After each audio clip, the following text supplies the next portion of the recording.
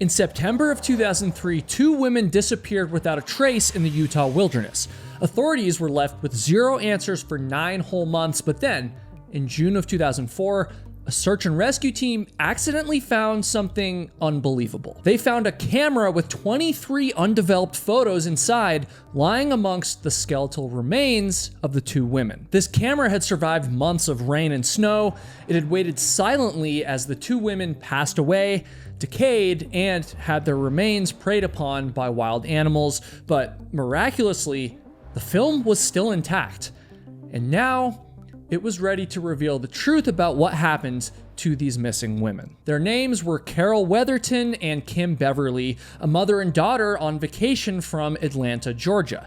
Investigators wanted to know exactly what had happened to them, and so they sent the camera away to Montana, where a special lab had the ability to extract the film without damaging it further. And trust me, it was damaged. Months and months of exposure to moisture and the elements meant that there was already a pretty good chance the photos wouldn't even come out at all. But as fate would have it, the lab was successful.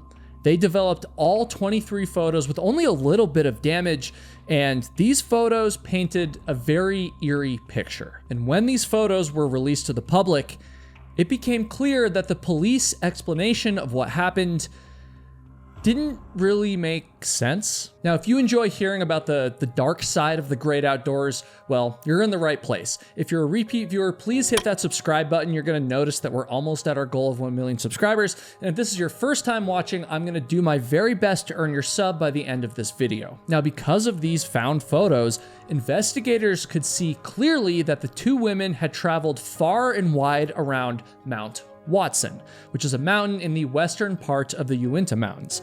There were photos of several major peaks and lakes in the area, but 4 photos in particular showed Carol, the mother, in her final hours. I don't know how else to say it. It sounds horrible. We're assuming that her daughter Kim was the one that actually took the photos, and the first of the Carol photos, we'll call them, shows her smiling in front of some trees. The second photo shows Carol sitting peacefully by a lake wearing these long khaki pants, a white t-shirt, and a red baseball cap. She's still smiling in this photo, but especially with the context that you're about to get over the course of this video, it feels quite sinister. I don't know. It's cloudy out, and the dark green fir trees across the lake almost look like these statues watching her. I'm probably thinking into this too much, but the next photo featuring Carol has her looking out across the forest from an elevated position, wearing the same exact clothes, with her face turned away from the camera. It's just as cloudy out, and from this high up, the tops of the trees can be seen stabbing into the clouds.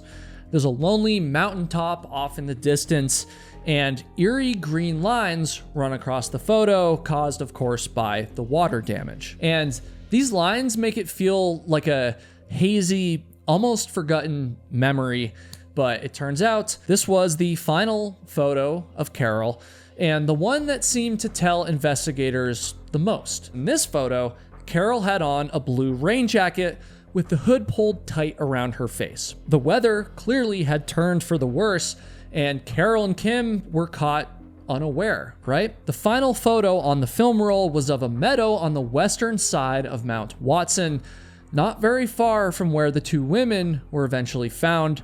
And of course, when they took it, they had no idea that it would be the last photo that they would ever take. Since their bodies were eventually found only feet away from what's called the Middle Fork Trail on the western side of the mountain, investigators decided the women had hiked north from a very popular landmark called Long Lake. They ruled that the women had somehow gotten lost and froze to death in the low temperatures and occasional rain from that day. And you'd think that this would be the end of the story, right? Like I just told you everything. However, again, when these photos were released to the public and when some local hikers got their hands on them, they realized that something was off. Forest Ranger Brenda Bushell was the last person to see 58-year-old mother Carol Weatherton and her 40-year-old daughter Kim Beverly alive.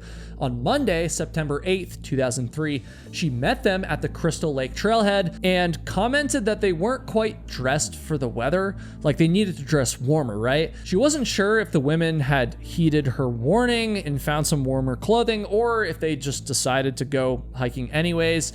And if they did go hiking underdressed, then, well, that would be a big mistake. The temperatures were as low as 33 degrees Fahrenheit on the 8th and the 9th, and then even dropped to a below freezing 28 degrees on the 10th. And then you add in the fact that it had already been raining regularly in the area on those days, and well, you can see why this is a recipe for disaster. The women were reported missing on Saturday, September 13th, after they missed their flight home, and by 2 p.m. on Sunday, the 14th, 2003, Sheriff Dave Edmonds launched an investigation. The Jeep that the women had rented was found near the Crystal Lake trailhead, and a search of their lodging turned up evidence that indicated the women wanted to hike the nearby Clyde Lake Loop. And so the sheriff brought out a 20-person search team as well as a helicopter to look around the woods. He even brought out search dogs and horses, jeeps, like all the things to quickly cover the rocky terrain and to hopefully find the two women alive. And it's kind of like morbidly interesting to think in hindsight that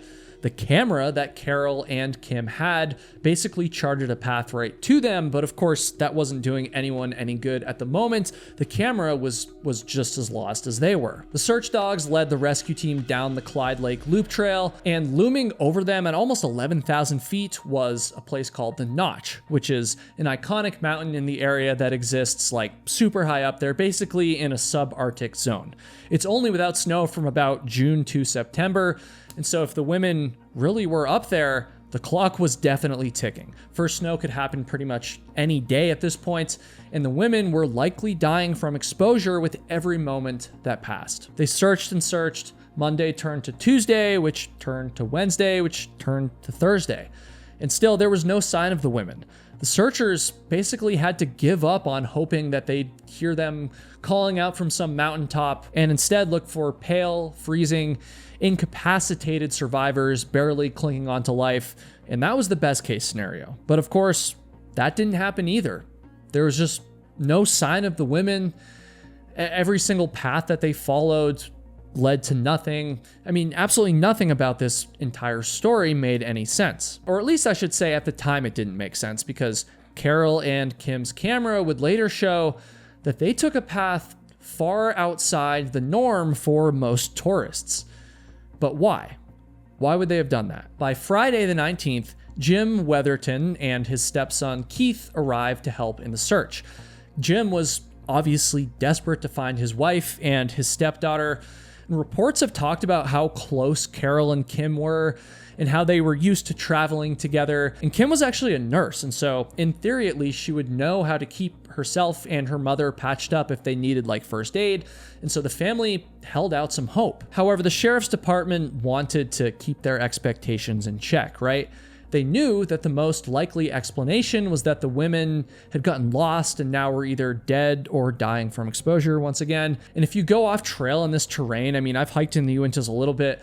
It's very rocky. There's tons of these steep cliffs and boulder fields that require you to like wind your way around, especially if you go off trail. I mean, you can think you're going in a straight line only to scramble over some boulders, then look up and realize you have no idea which mountain is in front of you and which direction is even north, right? And I don't know why this is, but for some reason, search and rescue felt compelled to like get Jim to realize this. And so they actually took him as well as Keith just a little ways off of the trail and then left them alone for a second to find their own way back. And the men apparently thought this would be easy, but within minutes, predictably, they were lost. And so after this, they truly understood the gravity of the situation here. Carol and Kim obviously could have gotten lost in the exact same way. Now, obviously, very quickly, search and rescue came back to Jim and Keith and led them to safety. And pretty soon after, the search wound down. The police placed missing person posters at all the trailheads, and they encouraged hikers and hunters in the area to keep an eye out. But there's no way to say it, the search was basically coming to an end. And by late September, Sheriff Dave Edmonds consulted his record books, trying to figure out just how many people had gone missing like this in the Uintas without ever being found, right? The number that he discovered was kind of surprising, but not for the reason that I would have suspected. I was just hiking in the Uintas a few weekends ago, and so you can trust me when I tell you that this terrain is brutal. And to be honest, I don't even know if I would have made it if I hadn't been drinking Element electrolytes. Element is the sponsor of today's video, and honestly, a huge reason why I'm even able to keep these stories alive like I do in my videos. And Element's lemonade iced tea has basically been my go-to drink all summer long. I've been reaching for it during that afternoon slump or before heading out on the trail, and especially on long drives when I need like a little bit of energy but don't want another giant coffee or an energy drink that leaves me wired for an hour and then exhausted afterwards. Each serving has 50 milligrams of caffeine from full spectrum black tea extract rather than like isolated caffeine. And it also has Element's usual electrolytes, right? Sodium, potassium, and magnesium. And since that caffeine comes from tea, it also naturally comes with L-theanine and polyphenols. And so the energy feels like noticeably steadier and less of like a spike and then like a huge crash. It also has 0 sugar, 0 artificial colors, and none of the other dodgy ingredients that you'll find in a lot of caffeinated drinks, I'll say. And right now, Element is offering you, my viewers, a free 8-count sample pack of their most popular drink mix flavors thrown in with any order. That's 8 single serving packets completely free. And so I'd recommend you go try yourselves, but you have to do it through my link. So what I'd recommend you doing is going to drinklmnt.com/KyleHatesHiking, placing an order for some lemonade iced tea, and then you're going to get that sample pack as well. One more time, this is only available through my link. So go to drinklmnt.com/KyleHatesHiking or click that link at the top of the description. So Sheriff Dave Edmonds found that a few dozen people went missing in the Uintas every year, but they were almost always found either dead or alive.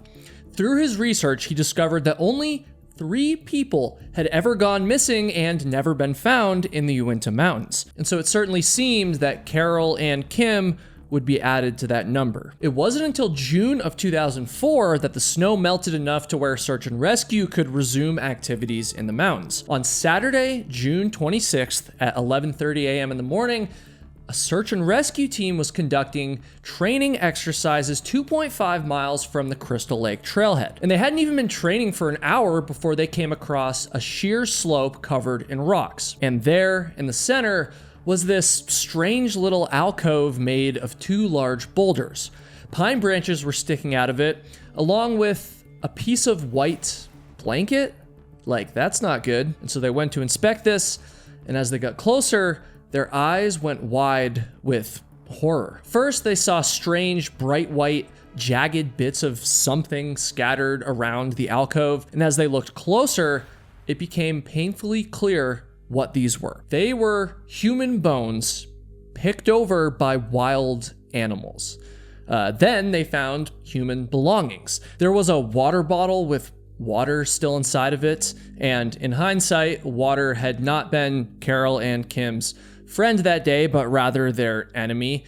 Some matches found nearby also underscored this. It seemed that the women weren't able to light a fire, even though they apparently tried. Searchers also found a map, and this was another item that seemed to have been useless to them somehow. I mean, clearly they hadn't been able to navigate their way back to their car, even though this alcove was only a few miles from the trailhead. There were also bits of clothing, car keys, even a first aid kit, all items that had failed them. But as searchers looked through these items, they finally found the one item that hadn't failed. It was, of course, the camera, which was somehow preserved in the middle of these remains. The bones were sent to the Utah State Medical Examiner's office for identification, and DNA evidence showed that the bones most likely belonged to Carol and Kim. But the bones could only confirm what police obviously already assumed, that the women had passed away. But the camera, that was different. It was a true miracle that had the potential to change this whole case.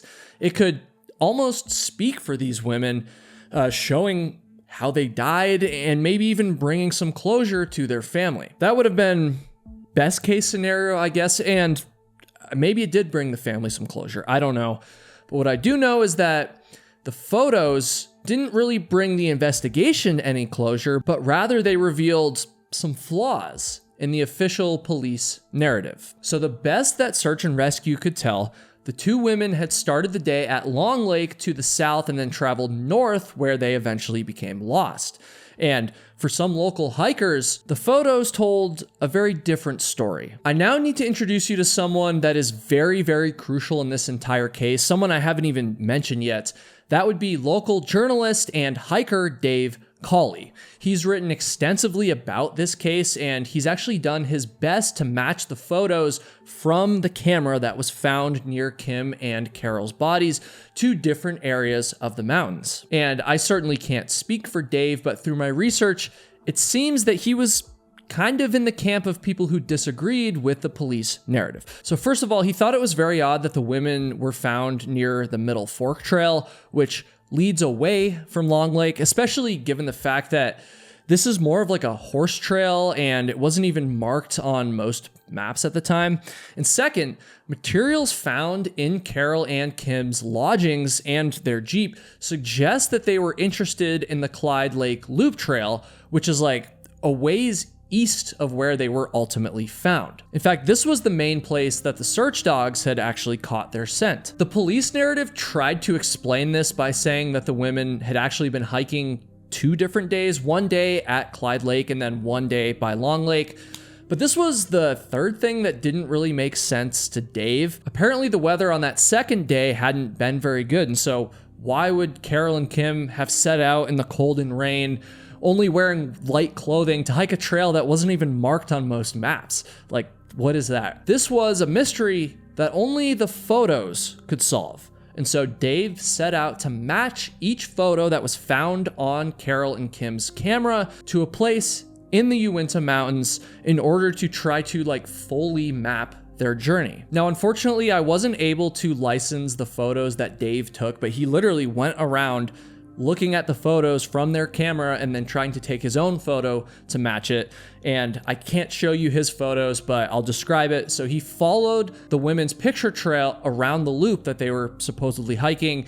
And some of the photos could easily be matched to views of the horizon, where the mountaintops and the tree lines were visible. In fact, the very first photo on the women's camera roll was of Bald Mountain to the east, which I've hiked before. Kind of glad I didn't know this story at the time. It would have been a little creepy. Other photos were a lot more difficult to match. For instance, the very first photo of Kim, which was only the second on the roll, it's this medium shot of her in front of a lake and some trees with no horizon, and so it's obviously not going to be easy for Dave to match that. The third photo seems to be of the same lake, just without Carol in the shot. And in his writings, Dave wonders if this perhaps could be the nearby Ponds Lake or even Lily Lake. But that would throw a wrench into his plans because those lakes are earlier on the trail than the view of Bald Mountain from the first shot. And so this would suggest that the women either backtracked or that the lab got the photos out of order, which was entirely possible. And if that was the case, that would obviously make it even harder for Dave to piece together Carol and Kim's trail. However, despite this, the rest of the photos seem to follow a fairly clear order. And by the way, we've done our best to find all of the original photos that Carol and Kim took, but I'm not sure if we're going to be able to get all of them, so just bear with us if there's some gaps here. Photos 4 through 6 and 9 through 18 all matched up along the Clyde Lake Loop. Photos 7 and 8 were just of some rocks on the ground that were impossible for Dave to place, and you can't help but be a little frustrated that they didn't waste these shots. They didn't know at the time, clearly, but, in terms of the investigation, they're a little wasted because who knows what more information that those photos could have given us if they had been of identifiable features like more lakes or mountains. And this is important because after photo 19 is where things get a little strange. So Dave couldn't place photo 19 as quickly as some of the others because it wasn't on the Clyde Loop Trail at all. Just before the women were supposed to start heading south on the loop back towards the trailhead, they instead left the loop and headed west. And I know this is all kind of hard to follow, so just bear with me. Dave followed their photos and eventually found himself all the way north of Mount Watson, which is the big landmark that towers to the west of the Clyde Lake Loop. And this is a very thickly wooded, very rocky area. Again, as search and rescue would later show the women's loved ones, you can easily get turned around and maybe think that Mount Watson is something else entirely, maybe Notch Mountain or vice versa. And then suddenly you don't know which direction is which. The final batch of photos, 19 through 23, were by Hidden Lake, a lake that's north of Mount Watson, nestled in between some trees, right? Dave wondered if the women somehow knew about this lake and specifically were trying to go find it. And if that was in fact what they did, it would have been a very deadly decision. Photo 21 is where Carol is now seen wearing her rain jacket, and it seems like the weather had kind of caught up to them by this point in their detour. Now, I know that most of you know this, but the weather in the mountains can be crazy, and the Uintas are no exception. In some ways, the Uinta Mountains are like this alien planet with some weird orbit around the sun. For instance, in September, it can literally go from summer to winter in just a day, which means rain can just as quickly turn to ice or snow. And any local would have seen this, and honestly, a lot of experienced hikers would have seen this and basically turned right around and gone back the way they came. But for some reason, Carol and Kim did not do this.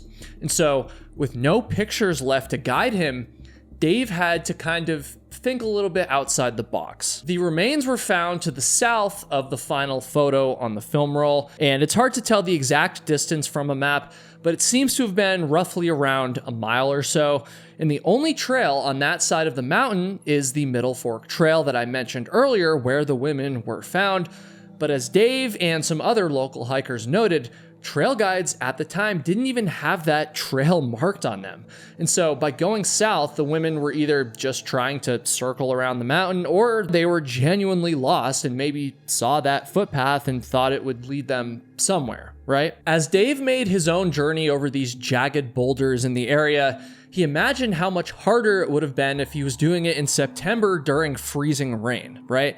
The women were wearing cotton, which can be deadly if it gets wet in cold weather, and the temperatures weren't like freezing per se, but if the women were soaking wet, the weather was close enough to freezing that it would have been a really, really bad time, especially if there was even just a light breeze. They would have been at serious risk for hypothermia. And then on top of all of that, the rain would have definitely made the rocks very, very slippery. And so with all of this, Dave started to form a theory. He believed it was possible that one of the women had maybe slipped and hurt themselves on this treacherous terrain, and then they probably started to move very, very slowly, and eventually darkness set in. They were likely already freezing cold and were very scared by the idea of continuing to travel in the dark and the rain, and so eventually they made one final decision to camp in that alcove. Dave argues that they probably died the night of the 8th or maybe early in the morning on the 9th. And again, the police theory is that they may have gone home after doing the Clyde Lake Loop on the 8th and then gone back out and tried the Middle Fork Trail on the 9th, and that's how they ended up there. But Dave finds that very unlikely given their photo trail. He has done the most investigation into this disappearance by far, and so I'm trying to give him a lot of credit here, and I'm personally also inclined to believe his theory. For reasons that we're never gonna know, the women left the Clyde Lake Loop and went off on their own into a much more dangerous area. They eventually became hypothermic from a mix of rain, low temperatures, and poor clothing choices. And whether they were injured or not, they presumably got lost and then eventually died from exposure. Their bones were too damaged by wild animals to ever be able to determine if one of them was injured before dying. But there is one last thing that I find really interesting that I want to mention here. Dave Cawley researched cameras at the time and found that the women's camera was likely one that had a 24 picture roll, and yet there were only 23 pictures developed. And it's possible, certainly, that the women just never took that final picture, but Dave also wonders if maybe they did, and it was too private for the family to share. Maybe there's a final picture of the mother and daughter together, like right there at the end. And look, that is total speculation, but it does make you wonder.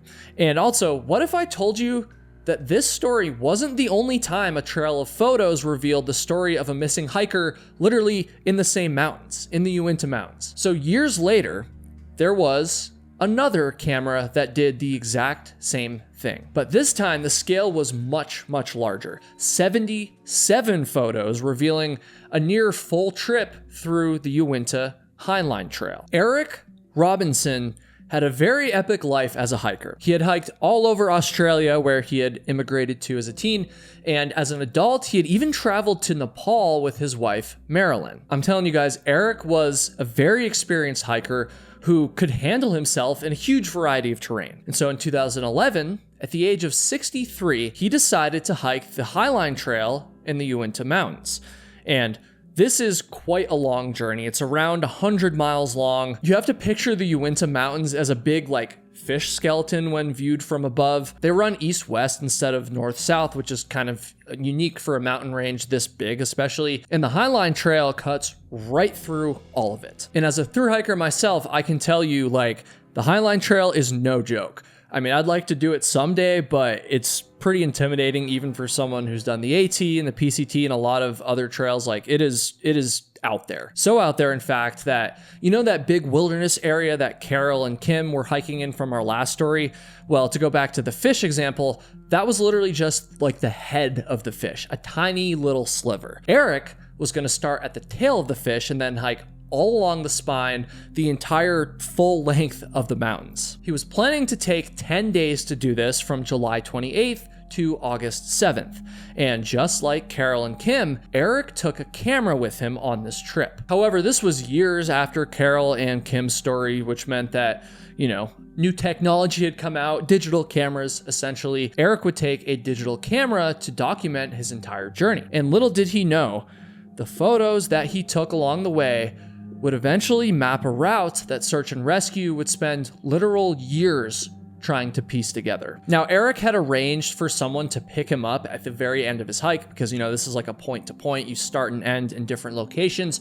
But when August 7th came and went, and Eric was supposed to be picked up, well, he didn't arrive. And at first, there was some hope that perhaps he decided to pivot for some reason and hike out to a different trailhead. Maybe he'd still show up at the airport for his flight to Vancouver, but no, he missed that too. At this point, Eric Robinson was officially missing. The Uinta Mountains are so wide that they cross into 3 different counties, and in this case, the disappearance was assigned to Duchesne County Police. They ended up waiting 24 hours, and when Eric still didn't show up, they of course started looking. But as you can imagine, this was incredibly daunting.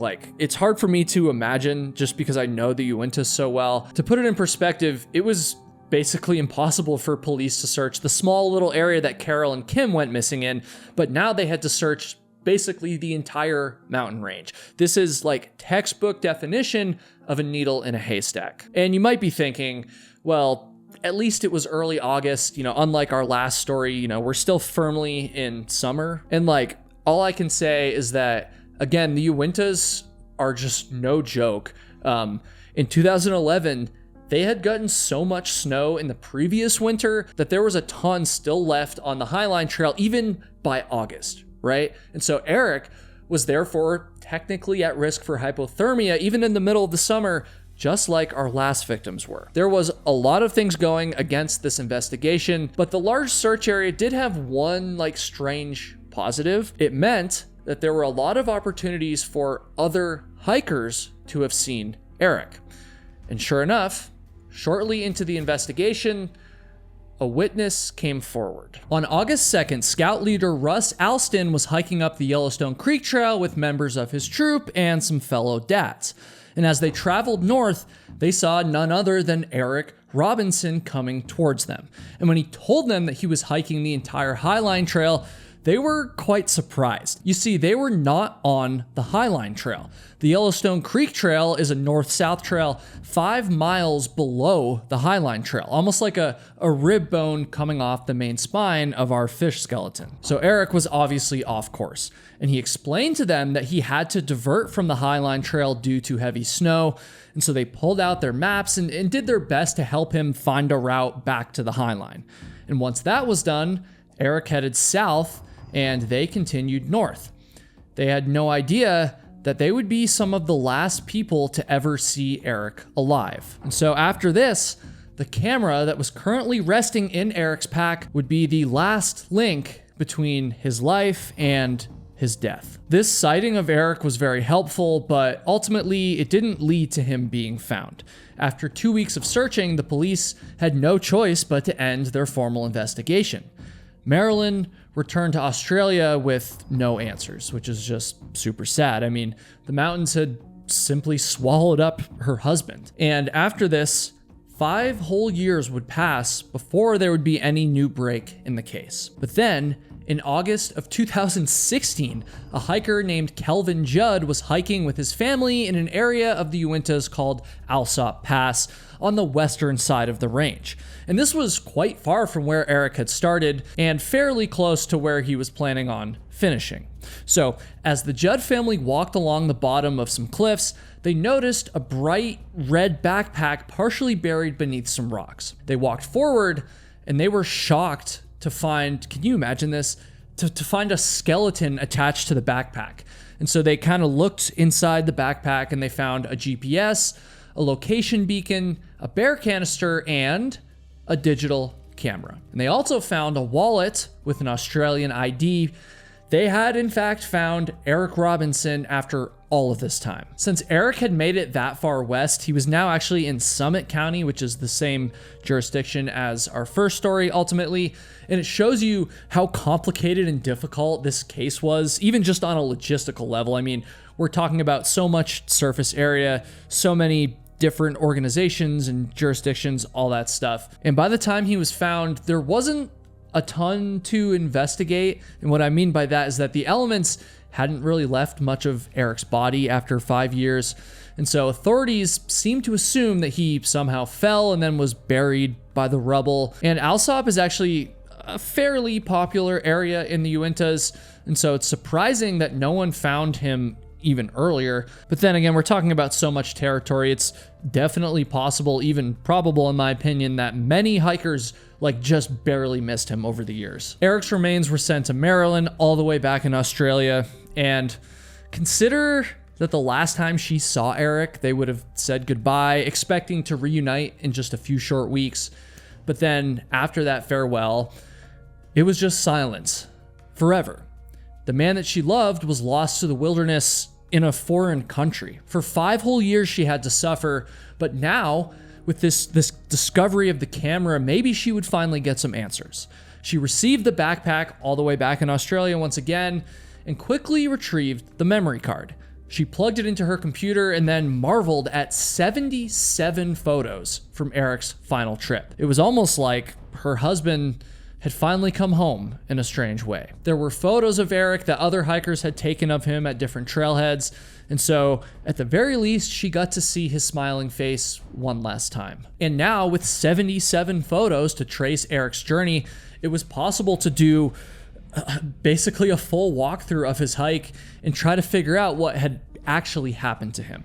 And that meant that none other than Utah reporter Dave Cawley entered the story, the very same reporter who had retraced Carol and Kim's steps. In 2023, David got copies of Eric's photos from Maryland and then took them out into the Uintas once again. And once again, he painstakingly compared the photos to landmarks along the Highline Trail, matching each of them, even all of this time later. And Dave found that Eric deviated from the trail at least a couple of times, just as the witnesses had claimed. However, in general, the photos show a lot of green, open meadows with blue skies above. It seemed like a pretty safe and very beautiful trip. But as Dave kept going through the photos, he found that the latter part of the trip became a bit more difficult. The mountains in the photos became steeper and featured more and more snow. The final few photographs are of Dead Horse Pass, which is a steep mountain in the western Uintas, and based on Eric's GPS device, he deviated a bit from the Highline Trail in this location. Now, typically, Dead Horse Pass allows access to Alsop Lake, but for some reason, Eric seems to have chose a different path when he got here, maybe once again due to the snow. And it seems as though while he was looking for a detour in this area, he somehow slipped and fell. And this is just so sad because Eric had so much experience. He had worked so hard in the mountains over the years. He had built up so many skills in the mountains.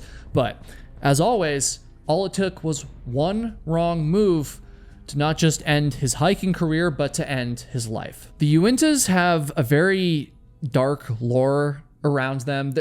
A lot of these disappearances are so mysterious that some locals have even come to call the area the Uinta Triangle, kind of like the Bermuda Triangle, but the Bermuda Triangle doesn't tend to leave witnesses.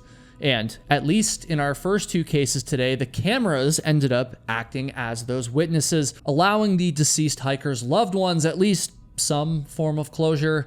But these mountains aren't always that kind, and sometimes they leave no trace at all. Let's go back to August 20th, 2004, about a year after Carol and Kim went missing, and just about 3 miles east of where they were eventually found. 12-year-old Garrett Bardsley was on a fishing trip with his dad Kevin and some friends, and they were camped at Cubrant Lake, one of about 1,000 lakes in the Uinta Mountains. Garrett was like your classic, innocent, likable 12-year-old kid. He had braces and a big gap at the front of his teeth, and on this morning, he got up with his dad right around 8 a.m.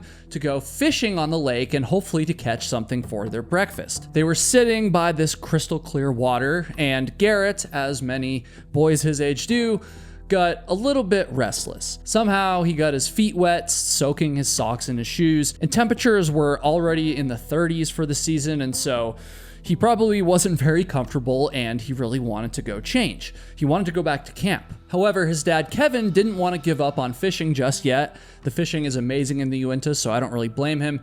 And so Kevin talked to Garrett and told him that he trusted him to make his own way back to camp. And it's not like he was sending his son off on like a 12-mile journey through the woods by himself. Camp was only about 120 paces away from the lake. And so Kevin watched Garrett walk away, keeping an eye on him as he started to deviate from the trail a little bit. Kevin even yelled at his rambunctious son to stay on the path, and Garrett did get back on track, and eventually he disappeared from view. But after about 30 minutes, his dad was very surprised that Garrett hadn't returned yet, and so he decided to walk back to camp to see what was going on, and when he got there, his heart sank. Garrett was not there, and the other boys at camp hadn't seen him either. They immediately began searching and calling out Garrett's name.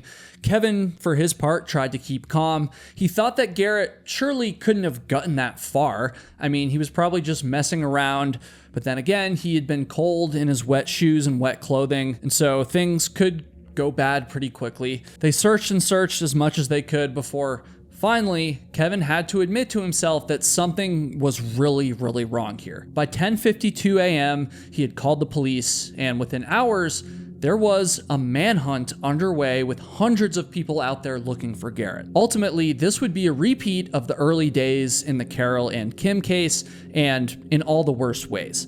Days passed without any clues.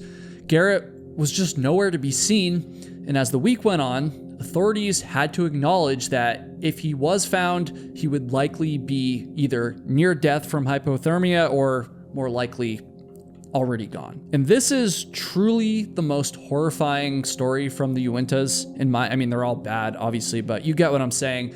This little boy had disappeared in a space of just a few yards in what might as well have been the blink of an eye. And this time, unlike our previous two stories, there was no camera waiting for searchers to uncover. On August 25th, there was one small but meaningful break in the case. In a nearby boulder field, one of the searchers found a Nike sock that likely belonged to Garrett. And the location that they found this in was a shore near the lake, like just a series of seemingly endless jagged rocks.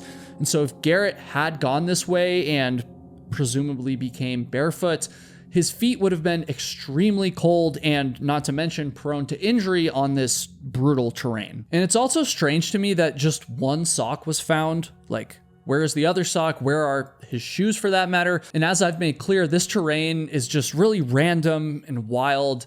And the truth is that the rest of Garrett might have only been like a few feet away, buried under rocks and foliage, and everyone just barely missed him. And of course, with a case this mysterious, your mind can't help but think about maybe an animal attack or even more far-fetched would be like a kidnapping, although I don't really know about that because they were, out in the backcountry. But regardless, another massive search was organized a year later in 2005 by Garrett's parents. As many as 550 volunteers at a time combed through the woods once more, and they did recover some bones, but those were eventually found to belong to animals. Ultimately, the family would never find Garrett's body.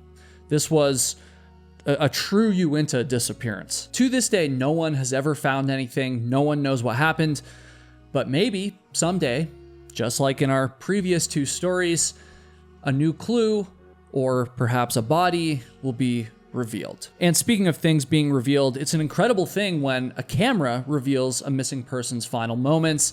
Incredible in like a weird way. You get what I'm saying. I mean, it's almost like the dead have come back to life to tell us their story before finally moving on. And I don't know, I'm probably reading into this more than I should be, but with these three stories, we can see how meaningful that it can be when something like a camera discovery happens, and how painful it is when it doesn't, like in our last story with Garrett. And so on your next hike, don't forget to take some pictures, because they may just be the final thing that tells your story.